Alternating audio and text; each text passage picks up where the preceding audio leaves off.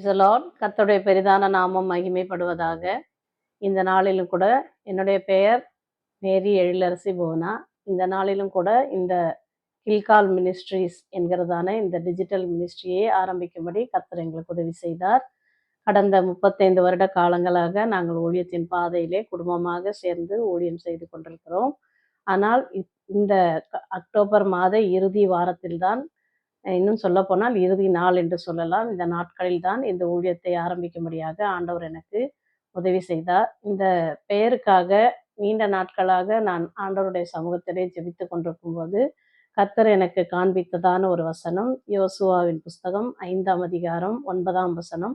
அந்த வசனத்தின் ஆதாரத்தின் அடிப்படையில் இந்த மினிஸ்ட்ரியை நான் தொடங்கி இருக்கிறேன்.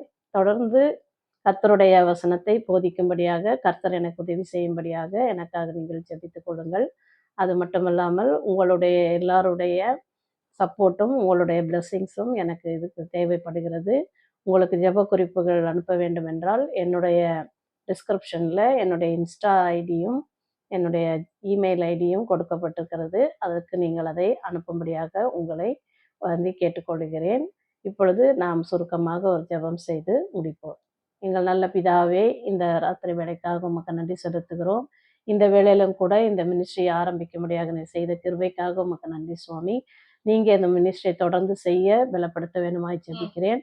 பிலிப்பியர் 4:13 படி என்னை பலப்படுத்துகிற கிறிஸ்துவினாலே எல்லாவற்றையும் செய்ய எனக்கு பலனுண்டு என்கிற பலத்தையும் ஆரோக்கியத்தையும் ஞானத்தையும் கட்டளையிடும். இதை கேட்கிற மக்கள் பலனடையத்தக்கதாக கர்த்தருக்குள் வளர்ச்சியடைய உதவி செய்யும். இயேசுவின் நாமத்தில் தாழ்மையை வேண்டுகிறோம். ஜெபங்கள் கனமே ஜீவனுள்ள நல்ல பிதாவே, ஆமேன்.